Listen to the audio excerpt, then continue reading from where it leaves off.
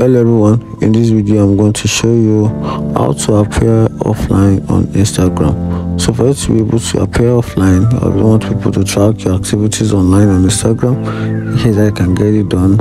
You scroll down and click on Instagram app on your phone, then you launch it. After that, you click on your profile icon. Click on the profile icon, then you click on the three light dots.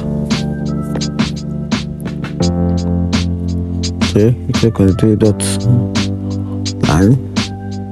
Then from there you scroll down a little, then you click on messages and story replies. Okay, good. From here then you click on story replies. Alright. Yeah, I made a mistake. Show activity status. Then you click on show activity status.